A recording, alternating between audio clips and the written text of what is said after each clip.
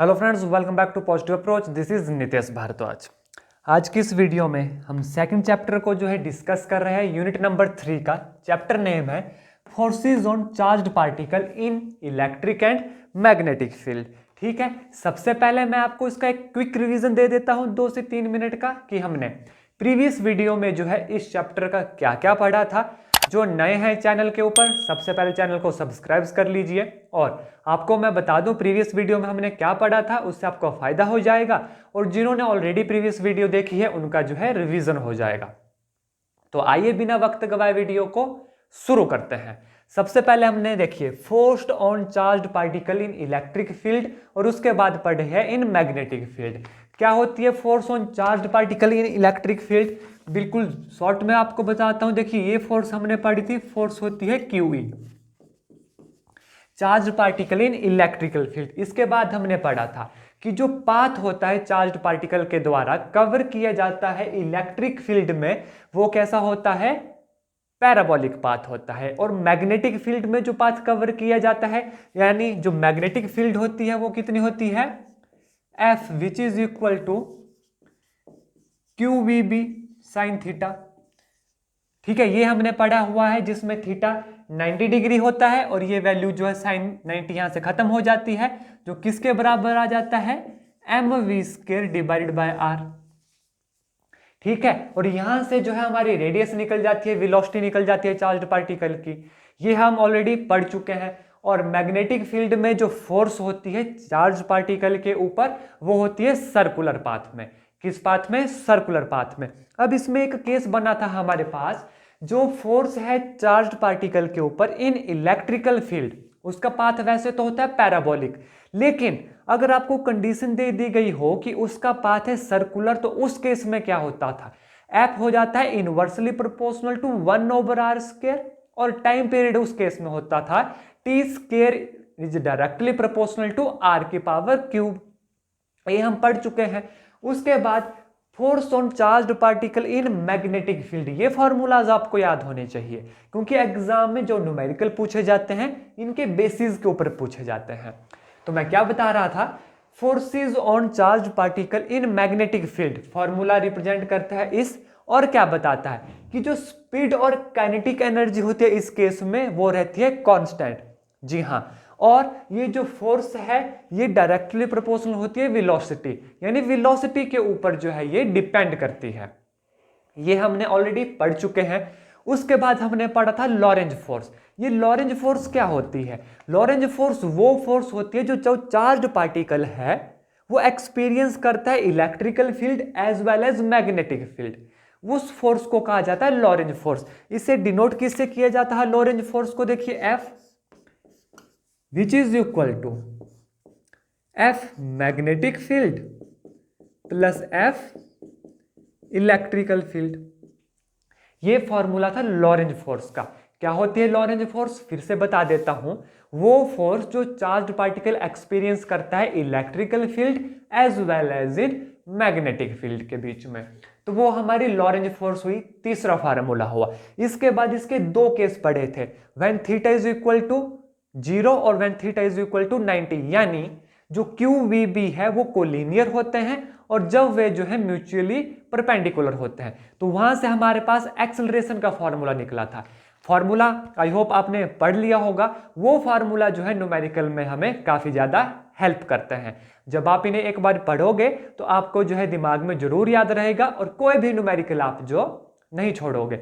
उसके बाद हमने पढ़ा था बहुत ही इंपॉर्टेंट डिवाइस साइक्लोट्रॉन के बारे में। जी हाँ, ये सब कुछ हम प्रीवियस वीडियो में ऑलरेडी कवर कर चुके हैं। अगर आपने वीडियो देखी होगी तो आपको याद होगा। साइक्लोट्रॉन क्या होता है? ये एक ऐसी डिवाइस है जिसका यूज किया जाता है हैवी पार्टिकल को एक्सेलरेट करवाने के लिए। किस पार्टिकल को?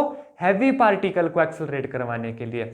For example proton, for example alpha particle, for example deuteron.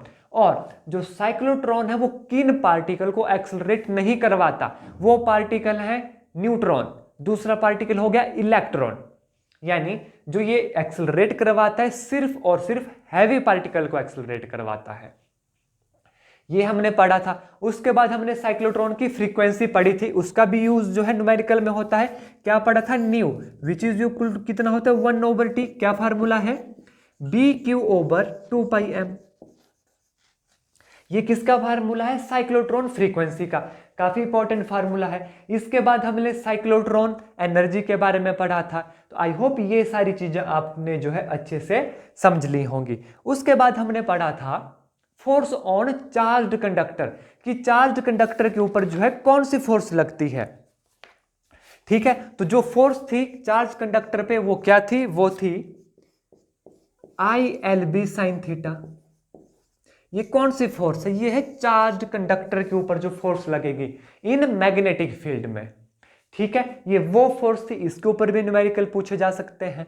इसके बाद हमने पढ़ा था कि मान लीजिए कोई दो कंडक्टर हैं, करंट कैरी कर रहे हैं और वे पैरेलल हैं।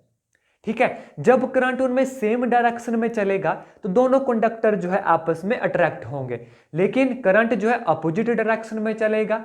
ठीक है, तब वे कंडक्टर आपस को एक दूसरे को क्या करेंगे? रिपेल करेंगे। और उसमें जो है फोर्स लगती है, वो फोर्स क्या फार्मूला क्या था? F which is equal to μ0/4π 2 I1 I2 divide by R, जहां पर R क्या था? Distance between the two parallel plate. ठीक है, यहां तक हमने जो है ऑलरेडी पढ़ लिया था। आई होप इसका आपका रिवीजन हो गया होगा जो भी मैंने करवाया। बहुत इंपॉर्टेंट फार्मूला है। वीडियो वो थॉरली नहीं देखी है तो उसको जरूर देखें। देखिए आज हम क्या पढ़ेंगे? आज हम पढ़ेंगे, पहले तो हम इंपॉर्टेंट की पॉइंट्स करेंगे, जल्दी से खत्म करेंगे और उसके बाद जो है न्यूमेरिकल पे प्रोसीड करेंगे। न्यूमेरिकल वीडियो के लास्ट पार्ट में होगा। शुरू वाले पार्ट में जो है इंपॉर्टेंट की पॉइंट्स जो आपको बताऊंगा, जहां से MCQ एग्जाम में पूछे जा सकते हैं। देखिए लिखिए, पहला MCQ कॉपी में नोट डाउन करिएगा। Relationship between the force of magnetic field and force of electrical field क्या होगा? देखिए, force in magnetic field divide by force in electrical field, तो ये होता है 10⁻⁻25। अगर इसका उल्टा आ जाए कि relation between electrical field as with magnetic field, तब 10⁻+25 हो जाएगा। तो इसके बाद जो है आज हम पढ़ेंगे torque on current carrying conductor. क्या पढ़ेंगे हम? टॉर्क पढ़ेंगे on conductor, current carrying conductor है ये, ध्यान रखिएगा। मैं डायरेक्ट कंडक्टर रख रहा हूं इन मैग्नेटिक फील्ड। क्या होगा? टॉ को किससे रिप्रेजेंट करते हैं? इस सेंस से टॉ NIBA cos थीटा। ये रहेगा हमारा टॉर्क निकालने का फार्मूला आपको आना चाहिए, क्योंकि न्यूमेरिकल में फार्मूले के ऊपर ही क्वेश्चन पूछे जाते हैं। लेकिन इसमें जो इंपॉर्टेंट क्वेश्चन बनता है वो ध्यान दीजिए। वो क्या क्वेश्चन बन सकता है? क्वेश्चन बनेगा कि जब करंट लूप जो है किस पोजीशन में हो? इक्विलिब्रियम पोजीशन में रहती है। Current loop in position of stable equilibrium in uniform magnetic field, उस केस में जो नेट मैग्नेटिक फील्ड होगी और जो टॉर्क होगा वो रहेगा 0। क्या कह रहा हूं? जो करंट लूप है, जो हमारे पास करंट लूप होगा वो मान लीजिए किस पोजीशन में है? इक्विलिब्रियम पोजीशन में। ये जो साइन है इक्विलिब्रियम का साइन है, केमिस्ट्री से उठाया हुआ है, शॉर्टकट लिखने के लिए जो मैं इसका यूज कर रहा हूं। करंट लूप जो होगा इक्विलिब्रियम पोजीशन में होगा, किसमें? Uniform magnetic field. ठीक है, जब करंट लूप इक्विलिब्रियम में पोजीशन में होगा इन यूनिफॉर्म मैग्नेटिक फील्ड, उस केस में जो हमारे पास नेट मैग्नेटिक फील्ड होगी नंबर 1, और नंबर 2 जो हमारे पास टॉर्क होगा वो बोथ क्या होंगे? Which is equal to 0। किस केस में? When current loop is in equilibrium in case of uniform magnetic field, उस केस में जो नेट मैग्नेटिक फील्ड होगी और जो टॉर्क होगा वो क्या होंगे? हमारे पास 0 होंगे। यहां से जो है जरूर क्वेश्चन एग्जाम में बन सकता है, क्योंकि ऐसे छोटे छोटे पॉइंट एग्जाम में उठाए जाते हैं। आई होप ये आपने नोट डाउन कर लिया होगा। इसके बाद देखिए, ये तो हमारे पास टॉर्क निकालने का फार्मूला। उसके बाद बनता है कि कब जो है टॉर्क मैक्सिमम होगा, कब टॉर्क जो है मिनिमम होगा। देखिए maximum when theta is equal to 0 degree और NIB cos 0 होता है 1। ठीक है, देखिए टॉर्क मैक्सिमम कब होगा, when theta is equal to 0 degree. कितना आएगा टॉ आएगा हमारे पास NIBA, क्योंकि cos थीटा तो 1 हो जाएगा। तो ये क्या केस है, टॉर्क मैक्सिमम होगा when theta is equal to 0, और इस केस को कहा जाता है रेडियल मैग्नेटिक फील्ड। बहुत इंपॉर्टेंट क्वेश्चन है radial magnetic field. Direct question भी आ सकता है आपको कि बताइए टॉर्क कब मैक्सिमम होता है, जब वो रेडियल मैग्नेटिक फील्ड में होगा। और रेडियल मैग्नेटिक फील्ड क्या होती है, जब जो करंट लूप होगा वो in the direction of magnetic field होगा, यानी parallel to the magnetic field होगा, यानी थीटा 0 होगा हमारे पास। देखिए फिर से बोलता हूं, टॉर्क मैक्सिमम कब होगा, जब हमारे पास जो करंट लूप है वो रेडियल मैग्नेटिक फील्ड में होगा, नंबर 1। नंबर दूसरा, इसी चीज को क्या कहते हैं, जब थीटा 0 होगा। नंबर 3, इसे ही क्या कहते हैं, जब करंट लूप जो है पैरेलल होगा मैग्नेटिक फील्ड के, यानी करंट लूप किस डायरेक्शन में होगा, इन the direction of magnetic field. इस केस में टॉर्क हमारा होगा मैक्सिमम। तो आई होप ये सारी चीजें आपको अच्छे से समझ आ गई होगी, क्योंकि ये बताना बहुत जरूरी होता है, क्योंकि एग्जाम में जो 10 से 12 न्यूमेरिकल आएंगे, बाकी इसी तरह के क्वेश्चन जो है बीच बीच से उठा लिए जाते हैं। तो जब आपको ये हर एक चीज का पता होगा तो आप कोई भी MCQ आसानी से कर सकते हैं। ठीक है, इसके बाद देखिए थोड़े से की पॉइंट्स रहते हैं, उसका न्यूमेरिकल के ऊपर प्रोसीड करेंगे। देखिए क्या है, एक साथ आपको बताऊंगा, गैल्वेनोमीटर, एमीटर एंड वोल्टमीटर, इन तीनों चीजों के बारे में आपको इंपॉर्टेंट की पॉइंट्स बताऊंगा, ध्यान से सुन लीजिए। गैल्वेनोमीटर का यूज किया जाता है टू मेजर स्मॉल करंट, जी हां, to measure small current. Ammeter का यूज किया जाता है टू मेजर करंट, और वोल्टमीटर का यूज क्यों किया जाता है, टू मेजर पोटेंशियल डिफरेंस, यानी वोल्टेज नापने के लिए।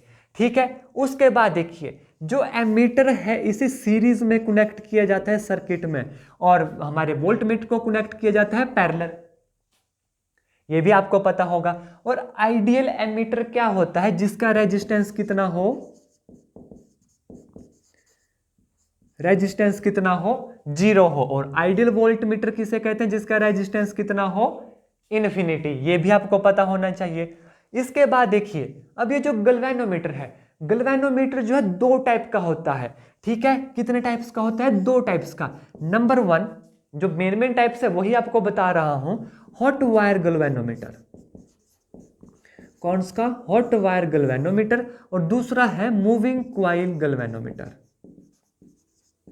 Moving coil galvanometer. डिफरेंस क्या है इसमें, क्वेश्चन कहां पर बनेगा, क्वेश्चन बनेगा ये जो देखिए हॉट एयर गैल्वेनोमीटर, ये वर्क करता है both AC as well as DC के ऊपर, और ये जो मूविंग क्वाइल गैल्वेनोमीटर है ये सिर्फ और सिर्फ वर्क करता है DC के ऊपर, यानी ये AC जो है इसको मेजर ही नहीं कर पाता। कौन, मूविंग क्वाइल गैल्वेनोमीटर। तो आई होप ये पॉइंट आपको क्लियर हो गया होगा।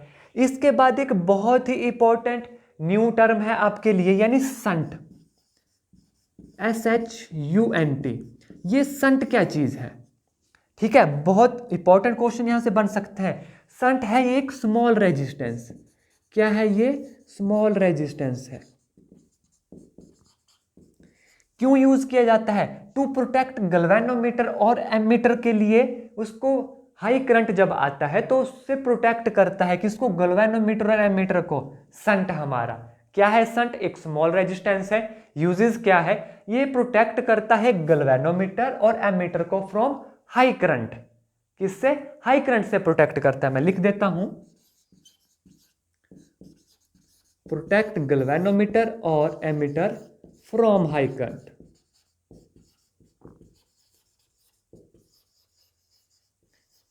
हाई करंट से जो है ये इसे प्रोटेक्ट करता है। और दूसरा देखिए, जब संट का यूज गैल्वेनोमीटर में किया जाता है तो गैल्वेनोमीटर को जो है चेंज कर लेता है एमीटर में, यानी अगर गैल्वेनोमीटर को हमने एमीटर बनाना हो तो किसका यूज होता है, संट का।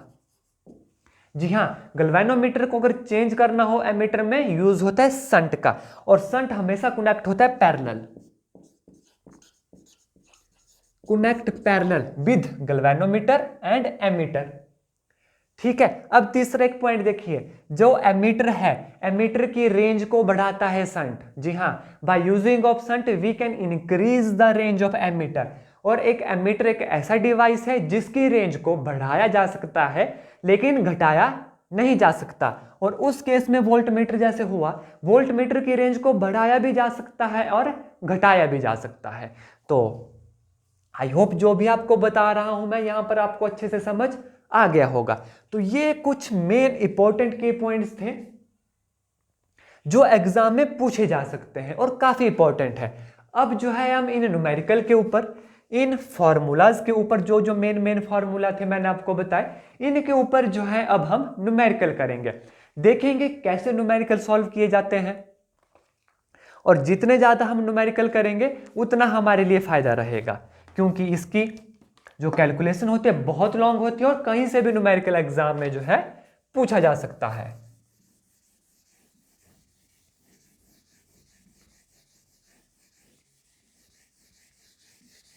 अगर आप मेरे चैनल पर नए हैं, अभी तक चैनल को सब्सक्राइब नहीं किया है तो चैनल को जरूर सब्सक्राइब करें। टेलीग्राम पे हमें ज्वाइन नहीं किया है तो टेलीग्राम पे भी हमें ज्वाइन करें। टेलीग्राम पेज जो है आपको डेली वीडियो की नोटिफिकेशन मिलती है, डेली जीके की पीडीएफ वहां पर मिलती है। इन फार्मूला को जो है मैं रहने देता हूं ताकि जब हम न्यूमेरिकल करेंगे तो आपको जो है आसान हो जाए समझने के लिए कि कौन सा फार्मूला हम यहां पर यूज करेंगे।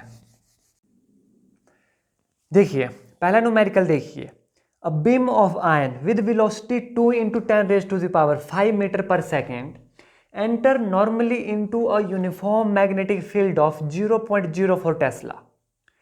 If the specific charge of ion is 5 × 10⁻7 coulomb kg inverse, find radius of circular path. देखिए क्या निकालना है, रेडियस ऑफ सर्कुलर पाथ। कैसे निकालेंगे, देखिए beam of ion with velocity, देखिए वेलोसिटी हमारे पास गिवन है कितनी, 2 × 10⁵ मीटर पर सेकेंड। उसके बाद जो मैग्नेटिक फील्ड भी गिवन है, कितनी है मैग्नेटिक फील्ड, 0.04 टेस्ला। उसके बाद क्या बोल रहा है, स्पेसिफिक चार्ज ऑफ आयन यानी m/q, माफ कीजिएगा q/m, q/m भी जो है आपके पास गिवन है, कितना है देखिए 5 × 10⁻7 कूलम kg इनवर्स। हमसे पूछा find the radius of circular path. आपको पता है मैग्नेटिक फील्ड में क्या फोर्स रहती है चार्ज्ड पार्टिकल की, हमने पहले भी पढ़ा, देखिए F QVB mv²/r, r यहां से निकल जाएगा, देखिए क्या आएगा QVB which is equal to mv²/r, v से v कैंसल, r कितना आ गया हमारे पास mv/QB। इसे हम देखिए ऐसे लिख सकते हैं v/q/m × b, क्योंकि ये हमारे पास गिवन है, देखिए q/m, m नीचे लिख दिया, बिल्कुल सिंपल हो गया। निकालिए रेडियस, v कितनी है वेलोसिटी 2 × 10⁵ डिवाइड बाय q/m कितना है 5 × 10⁻7 इंटू मैग्नेटिक फील्ड एक 0.04, इसे मैं लिख रहा हूं 4 डिवाइड बाय 100 होगा तो वो ऊपर चला जाएगा। ठीक है, 2 जीरो है तो 2 जीरो यहां पर ऐड हो जाएगी तो ये पावर बन जाएगी 10⁻7, इसके साथ ये कैंसिल हो गया। ठीक है, अब देखिए कितना है 2 1 जार 2, 2 2 जार 4 विच इज 1/10, तो कितना आ गया 0.1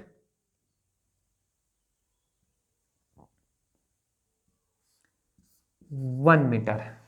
ये हमारे पास इसका राइट आंसर आ गया। कितना है 2 1 जार 2, 2 2 जार 4, 5 2 जार 10, नीचे आ गया 10, 1/10 तो 0.1 मीटर। तो ये हमारे पास जो है इसका राइट आंसर आ गया। तो इस तरीके से क्वेश्चन को जो है आपने देखिए सॉल्व करना है। देखिए कितना इजी क्वेश्चन है। तो चलिए नेक्स्ट न्यूमेरिकल देखते हैं। बस आपको जो है ये फॉर्मूलाज याद होने चाहिए, जो फॉर्मूला मैंने आपको करवाए, और ये तभी याद होंगे जब आप वीडियो को जो है कंप्लीट देखोगे, नोट्स बनाओगे। हाँ, एक चीज आपको बता दूं, जिन स्टूडेंट्स को जो है नोट्स परचेज करने हैं उसका भी प्रावधान है। ये जितना भी मैं करवाता हूं इसकी पीडीएफ जो है अवेलेबल है, उसके लिए आपको व्हाट्सएप पे हमें मैसेज करना पड़ेगा। नेक्स्ट क्वेश्चन देखिए, an alpha particle is moving in a magnetic field of 3i plus 2j Tesla with the velocity of 5 into 10 raised to the power 5i. What will be the magnetic field act on the particle? देखिए क्या क्या given है, alpha particle है जो move कर रहा है magnetic field में। किस मैग्नेटिक फील्ड में कितना दिया गया है, बी। देखिए बी दिया गया है हमें 3i plus 2j कैप, ठीक है। और क्या बोला गया है, what is velocity, velocity given है 5 into 10 raised to the power 5i cap. पूछा है कि what will be the magnetic field acting on the particle, magnetic field क्या होगी जो एक्ट करेगी पार्टिकल के ऊपर। हमें पता है बी कितना होता है, Q V B sine theta, जिसे हम क्या लिख सकते हैं, Q into V cross B, V भी है बी भी है, क्रॉस प्रोडक्ट निकालिए, Q इंटू क्रॉस प्रोडक्ट निकालिए। देखिए I के साथ I होगा, I क्रॉस I 0 हो जाएगी, वो वैल्यू खत्म हो गई। दूसरा I क्रॉस J क्या बनेगा, K वेक्टर, और मल्टीप्लाई करिए 5 2 10, यानी 10 रेज टू द पावर 6 हमारे पास आ गया, क्योंकि 10 की 5 ऑलरेडी है। Q into 10 raise to the power 6 K vector. अब देखिए हमें बोला है अल्फा पार्टिकल, अल्फा पार्टिकल के ऊपर चार्ज कितना होता है 2e, ठीक है। 2e जो है चार्ज होता है, Q कितना आएगा 2e, और E कितना होता है 1.6 into 10 raise to power minus 19 coulomb. अब तक जो है आपको ये वैल्यूज याद हो गई होनी चाहिए। तो कितना आ गया 2 multiply by 1.6 into 10 raise to the power minus 19 into 10 raise to the power 6 which is equal to 3.2 into 10 raise to the power minus 13। ये हमारे पास मैग्नेटिक फील्ड आ गई। यूनिट कितनी होती है मैग्नेटिक फील्ड की, टेस्ला, और दूसरी यूनिट कितनी होती है इसकी, वेबर पर मीटर स्क्वायर। तो इनमें कंफ्यूज नहीं होना है, टेस्ला भी यूनिट है, वेबर पर मीटर स्क्वायर भी यूनिट है मैग्नेटिक फील्ड की। तो आपने देखा न्यूमेरिकल कैसे जो है सॉल्व हो गया। तो इस तरीके से बस मेन मकसद है आपको ये फॉर्मूलाज याद होने चाहिए, तभी जो है आप इन न्यूमेरिकल को जो है कर सकते हैं। और प्रैक्टिस, मेन चीज है प्रैक्टिस, जितनी प्रैक्टिस करोगे उतना कम है। तब तक नेक्स्ट न्यूमेरिकल देखिए और उसमें सोचिए कि कौन सा जो है इसमें फॉर्मूला लगेगा।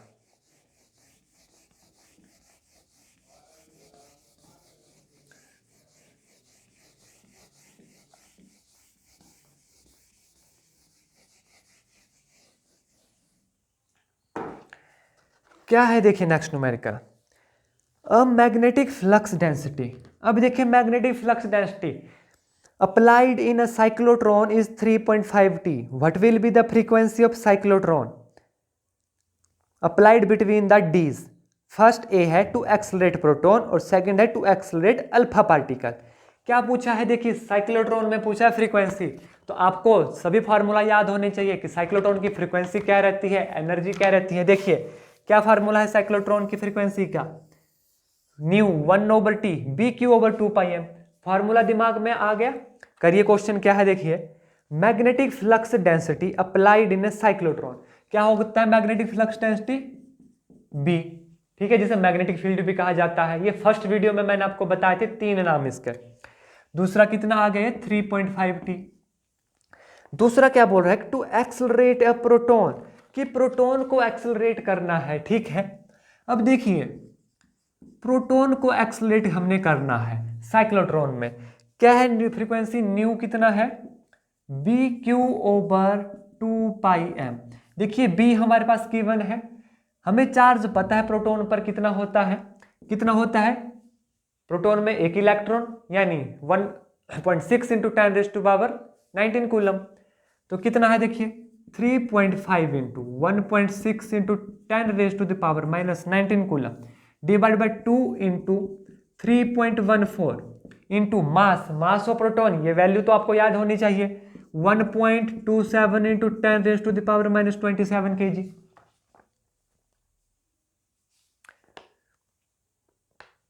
तो ये वैल्यू है, जब इसको सॉल्व करोगे आप तो हमारे पास आंसर आ जाएगा 5.35 into 10 raise to the power 7।